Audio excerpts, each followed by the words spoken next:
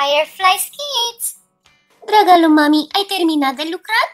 Mami, nu sunt bună deloc la aceste crafturi. Aș fi vrut să creez ceva frumos și nu-mi iese. E prea greu. Uite ce am reușit să fac până acum. Crezi că cu acest craft voi lua vreo notă? Într-adevăr, n-ai făcut mare lucru. Dar nu te îngrijora, facem noi ceva. Dar, mamă, am nevoie de ceva frumos făcut până mâine. Învățătoarea ne va da note pe ce am creat și își va da imediat seama că tu m-ai ajutat. Trebuie să fac ceva singură și sunt așa de neîndemânatică. Of! Oh, nu-ți fă griji.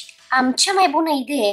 Care zicea învățătoarea că trebuie să fie tema? Păi, a zis ceva mare, frumos, să aibă și materiale din natură, dar nu numai. Să fie atrăgător, pentru că îl vom vinde la târgul școlar, iar banii câștigați îi vom folosi pentru a cumpăra un calculator în clasă. Da. La ce mă gândesc eu se potrivește exact cu ceea ce spui. Acum fugi afară și adună câteva pietre. Eu mă duc să aduc pistolul de lipit. Mamă, stai! Pietre? Dar ce să facem cu ele? O să râdă toți de mine. Ai încredere în mama ta. Dacă va râde cineva, va fi doar un râs de bucurie și admirație. Hei, prieteni, azi vom face ceva foarte frumos pentru poneiul nostru, ca să primească nota 10 la școală. Și putem să folosim și materiale din natură. Haideți să vedem ce avem nevoie. Avem nevoie de pietre, o bucățică de carton, o bucată de hârtie pe care nu se lipește lipiciul din pistolul de lipit, o foaie albastră, bucățele de frunze, crengi, pământ. Vom avea nevoie și de acoarele, o pensulă și lipici. Iar cel mai mult vom avea nevoie de pistolul de lipit. Prima oară vom acoperi bucata de carton cu hârtie albastră. După ce am acoperit hârtia, voi lua pietre și le voi așeza în cerc exact cum îmi place mie. Mai întâi le voi așeza, iar apoi voi pune și lipici de desubt ca să stea lipite. Acesta va fi prima parte.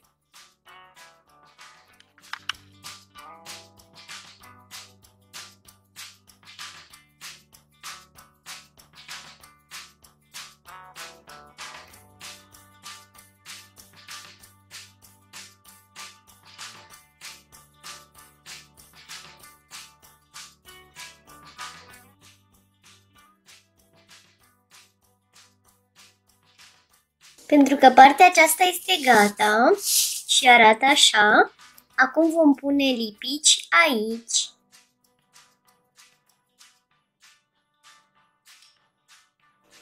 Cu ajutorul unei scobitori vom lua acoarelă albă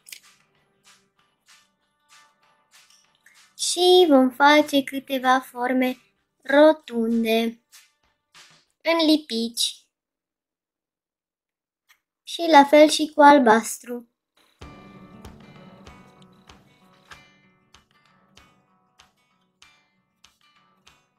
După ce am terminat de pus lipiciul pe fundul fântânii, voi lua această hârtiuță. A mea este o hârtie, după ce am deslipit abțibildele și este așa lucioasă, voi puteți folosi acea hârtie lucioasă când mami gătește și o bagă în cuptor și este la fel de lucioasă. Și pe această hârtie voi trasa cu pistolul de lipit linii lungi și le voi lăsa să se usuce. Acum, din nou cu bețișorul, cu alb și cu albastru, voi trasa diferite linii. Și din nou, după ce am tras liniile, voi mai pune un strat de lipici. Iar acum, după această formă s-a uscat, o pot deslipi de aici și o pot lipi exact cum îmi doresc eu pe fântână, punând tot lipici și acesta nu se va vedea, este lipici peste lipici. Eu cu foarfeca mea voi tăia de aici o bucățică și de aici, ca să-i dea impresia unei ape curgătoare care nu este perfect dreaptă. Am tăiat-o pe aici cu forfecuță și ca să stea am pus lipici și voi mai pune și aici în capăt și voi mai pune ca să se prelingă și să arate cât mai natural.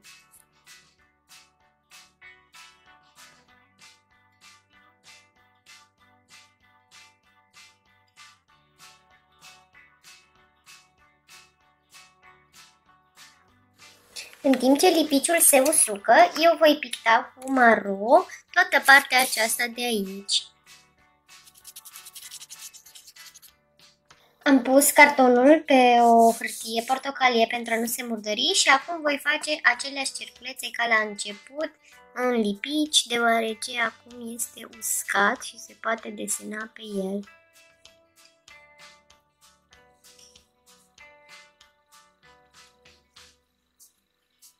Nu foarte multe. Și pe alocuri, pe pietre, pe pământ, voi pune mușchi.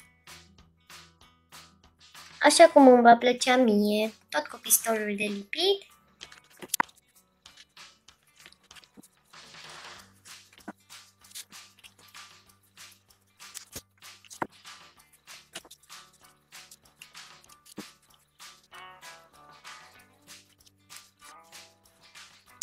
Acum fântâna noastră este gata și vom aștepta să se usuce.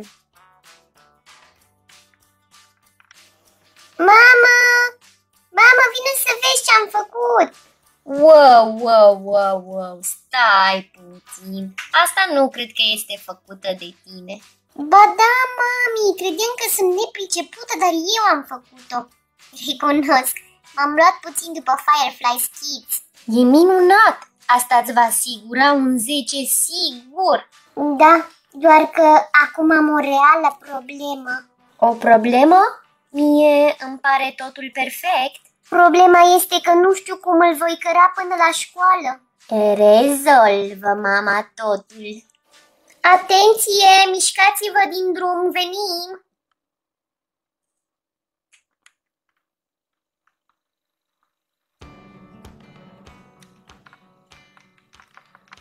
Oh, wow! Privește ce a făcut și cum caia aceea îi trag lucrarea spre școală. Da, asta e chiar tare, așa ceva nu am mai văzut. Hei, bună prieten, da, eu l-am făcut, da!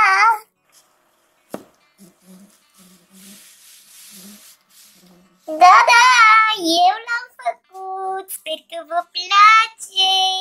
Mă duc la școală! Astăzi vreau să mulțumesc că există cai și ponei care ne pot ajuta și ne pot căra lucrurile grele. Vă mulțumim, dragi ponei și căluți!